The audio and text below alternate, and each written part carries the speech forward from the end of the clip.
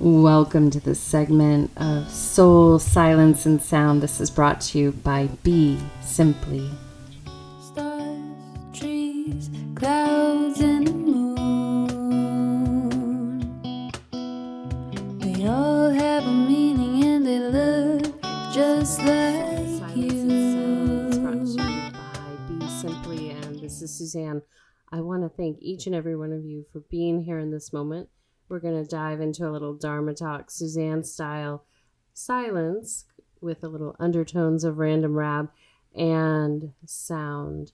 So I really appreciate you taking the space to be here and really look in on how you're meeting this world from the inside out. And today I wanted to talk to each and every one of you that are tuning in about being human. And this is something that's acknowledged in the East and also in many traditional indigenous tribes, that there's a preciousness to being human, and there are innate qualities to fully being human. And this would mean that you are working towards and honoring how sacred it is to be human, and that there are some efforts that require one to be mindful with how one uses the mind, the physical body, and one's speech. And when we're not mindful of those areas, we can get pulled away from our humanness. And right now in humanity, as we've been talking about, you can look many places all over where people are being pulled away, might be yourself included, from their humanness. And this is because, for many reasons, one, maybe practices weren't in place. Two, I would say collectively humanity has felt exhausted and tested in many different ways, while perceptually others are not as tested as maybe another one might be. And so these are those moments that we really want to lean into our humanity, into being human. And what creates humanity is your heart, is your ability to authentically extend love, interdependent love, not codependent love, your ability to extend authentic compassion, your ability to be in equanimity, and your ability to keep your mind in a place of altruism, meaning that you have a propensity, a natural propensity to want to be of service to others without the perception or even an inkling that you will benefit. And so when one puts self aside, a lot of things vanish. And I talk about this in the book I wrote, chapter 8. When it's no longer about you. And that's when the humanness comes in, because ultimately within this experience, people are being taught by mass media to stay out of integrity by grasping at this, that, or the other, which causes suffering not only for self but potentially for others. It's kind of like if you're thinking, oh, I really want a chocolate donut, and I really want that chocolate donut. And then you see one maybe sitting out on a plate in your home, and you decide you're going to take it. Yet you forget to ask the other people in the house that you live with if it was meant for someone else, especially since it was laying out. And so this is how society has the climax that we're at, is there's been so much grasping on an individual, but then that's amassed into kind of a very grotesque form of grasping for power and wanting to be in charge and control. And things become, as I mentioned, more and more artificial, which that is keeping one away from your humanness. And so if you're longing for community, if you're longing for connection, if you're longing for intimacy, that's grasping. And the reason that's there is because you've moved away from your humanness. You've moved away from your natural, inherent propensity to be of service to others. And this is reminding me, once, many years back, I was driving down a local road and I came upon two squirrels. And one squirrel had been hit by a car before I got there. And the other squirrel was pulling his friend across the road up onto the grass to assist his buddy, and held that friend so close you could see the grief in the squirrel's face. It was one of the sweetest and most tragic things I've seen at the same time. And while one might say animals don't have the same capacity, yet I would say they do. And all energies around us, from the trees, the plants, all these living organisms have the ability to love. And then for, a squirrel to, really risk its own life to just give its friend a soft place to transition and to be held. That's humanity being expressed through two squirrels. And in our society, especially with this pushing of, me first, having this pressure to be something and to have a competition that generates greed and jealousy, all of these things that aren't healthy and pull us away from our humanness.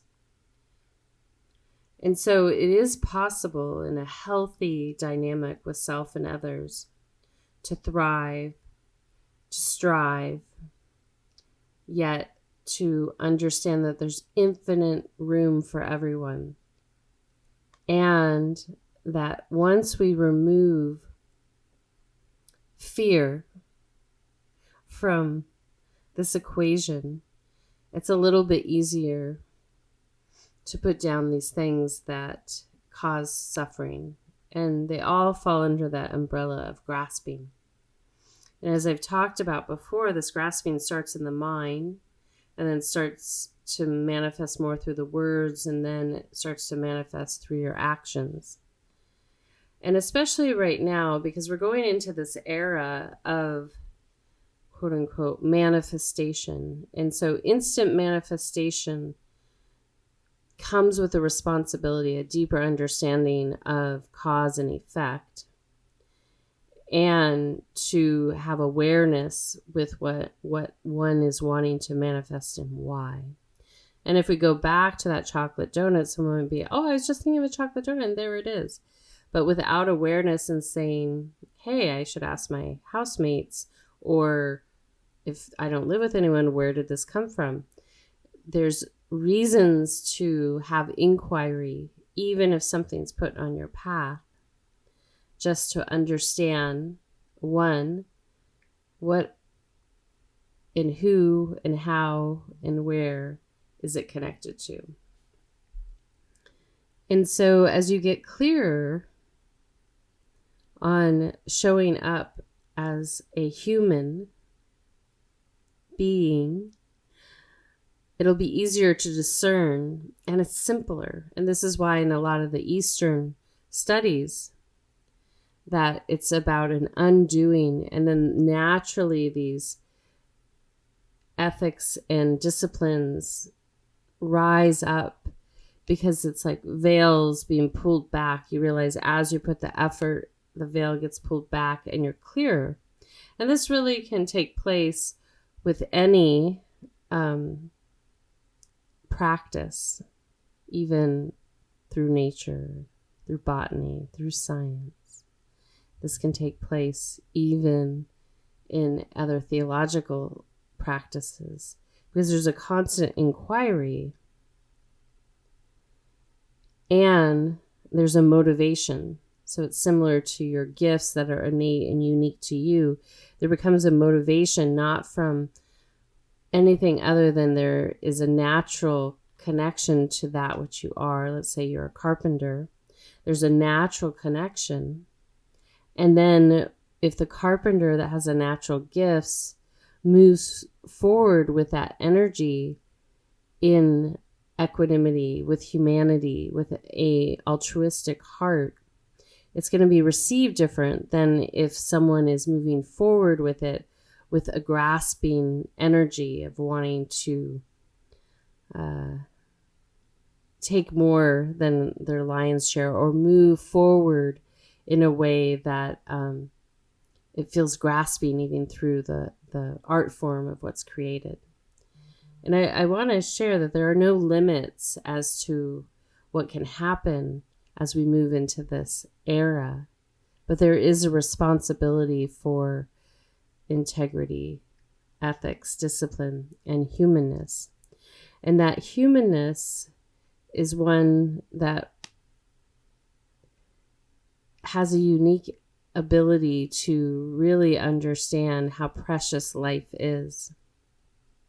And when you use that understanding in your day-to-day efforts, you will start to see that, wow, this is so precious, that every moment is precious. And why wouldn't I want to meet it with my full attention, my full presence? And would I be willing to really focus in on that which is I'm being called to nourish, and what I'm being called to feed in this moment, not only for self, because as you hone those skills, those are something that you will accumulate from one lifetime to the next, but also for the benefit of others, for the benefit of society. And so if inspired, I encourage you start to think about, how human are you? And so when you start to ask yourself that question, how human am I? It gets really kind of interesting, because if you realize all the walls that you constructed around maybe a difficult situation that you're in, maybe because you've been hurt, maybe because the world is the way it is in this moment perceptually. However, when we let that all fall away and remember that everything that might have occurred in the past is truly no longer here in the present.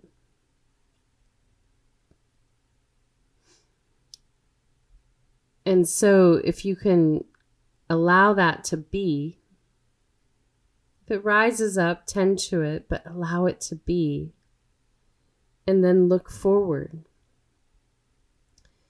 And if you meet that present moment with that forward gaze, that soft gaze, you will have the opportunity to express your humanness. So what that looks like practically is, are you willing to lead with your heart? Are you willing to trust your intuition? Are you willing to use your voice in a way that is thoughtful and supportive, not only for yourself, but others? Are you willing to wash your mind of anything that degrades your inner landscape? And are you willing to really speak and be that which you are cultivating for yourself and others? And so that expression of humanness then is like the space there, you're building a sauce and there's this nice base. And as you build the sauce, you're going to use that humanness, that preciousness, to feed that which you are focused on. If you are an athlete, if you are a chef, if you are a scientist, if you are a preacher, you're going to use that humanness and that diligence to being authentically that. And then that's where this age of mastery starts to take off. That's where people start to learn what it means to manifest in a way that has a check and balance. Because right now we can do anything we want, really. Like there's no limits in our society but ourselves. Even down to how you exchange and work, anything is possible, yet we limit ourselves. And the beautiful part is that when we remove the things that diminish energy, because innately we are not designed to diminish energy. It's our eternal being that imposes that on the present moment based on past actions from well before here. And what I mean is you have full potential in this human body to vibrate and resonate and hold the frequency of your divinity, the divinity that's in and around all of us. However, it's that eternal being that sets the stage. And at any time, you can remove all the props on the stage. You can clear the stage, sweep the floor, and build a new backdrop and invite new energies to come and co-create with you. And so that's what we're being asked to do right now, is to actually say, all right, am I ready? And many are saying yes with exhaustion, like they're coming across that finish line. Yet I encourage you, if you can, take a pause, step back, and really evaluate the preciousness of being a human and what your humanity means to you. And once you get clear on what that humanity is, this will allow you to continue to build and step forward and have a deeper trust and knowing about this next phase here on planet Earth. It also will provide you with these anchors into that word of love that I've been talking about too, that you'll understand that humanness, your humanity, is your heart feeding into every moment. And the heart, not the offended heart or the emotional heart or all those. It's the pure energy of the divine leading into every moment. And as you connect to that, you get to be enriched and enrich others in the process. So as we go into this silent meditation, I just encourage you to ask that question again. How human am I? How much humanity do I have? And do I have the propensity and passion to deepen an understanding of what that means? Not only for the benefit of all,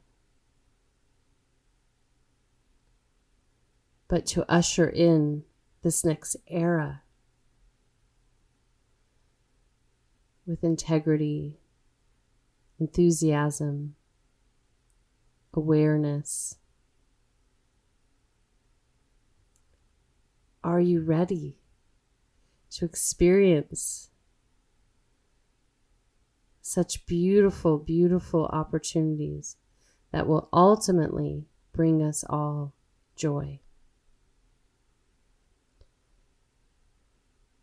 And I want you really to bring it to the micro. Don't allow the outside world's situations to crowd this meditation. Really bring it in. Are you ready to harness your humanity? And remember how precious it is to be human. With that being said, rise up into a seated position, taking a soft, gentle breath into your heart center. And then exhale out.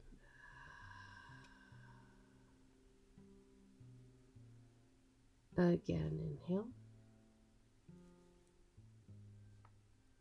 And exhale.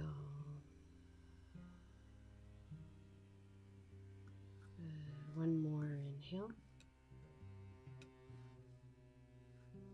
And exhale.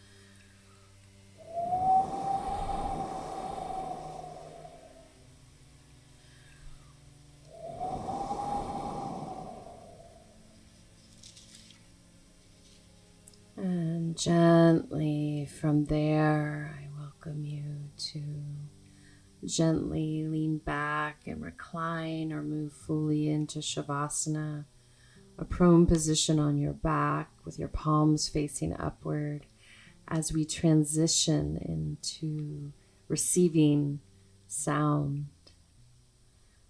As you settle in, just take a nice gentle breath into the heart and out. Again, inhale.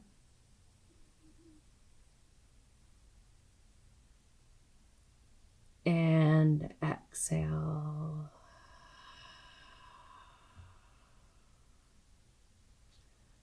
And one more inhale. And exhale. And then continue to follow your natural breathing pattern.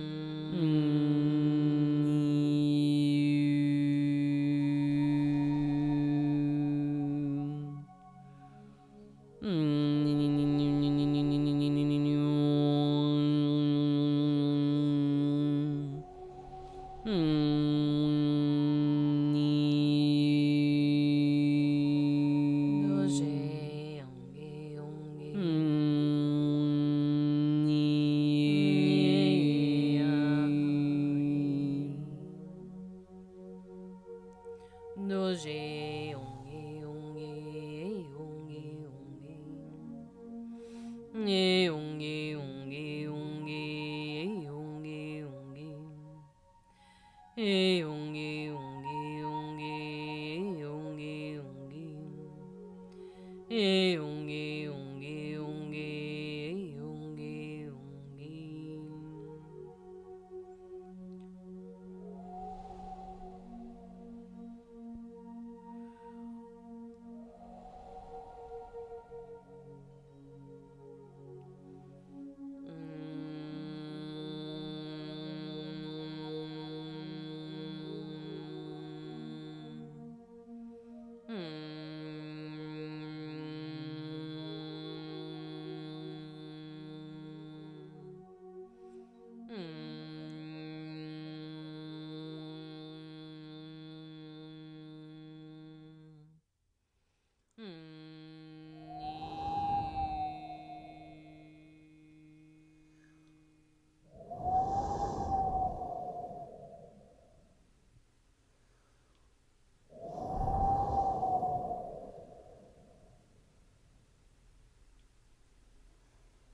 Taking a soft, gentle breath in and out of your heart center. Gently breathing in and out. Again, inhale. And exhale. Good. One more inhale. And exhale.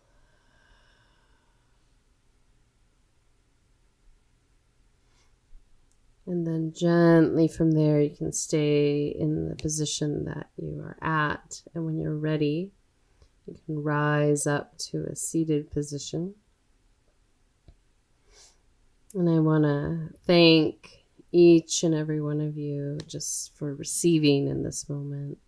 It's really important to practice receiving.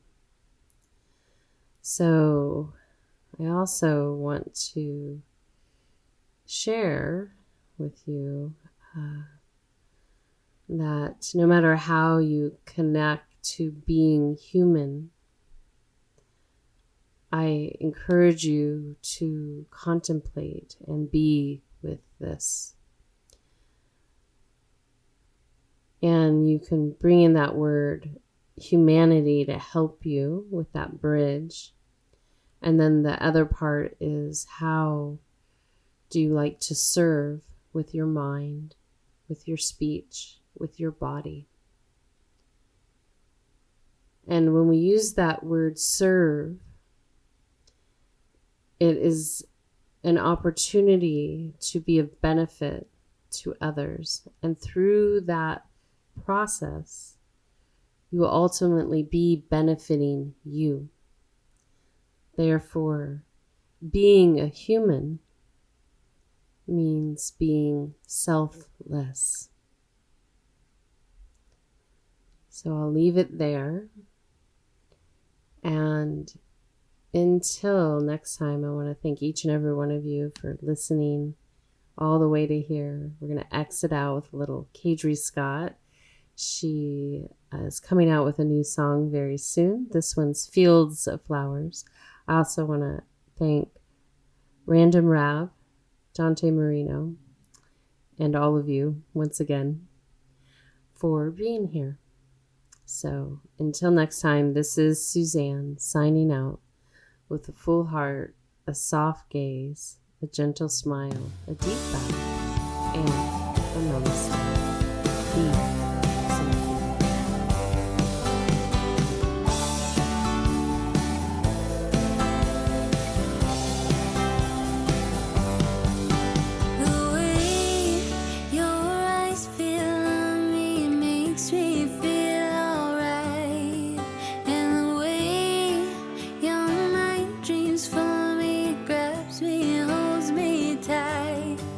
So we dance along the Milky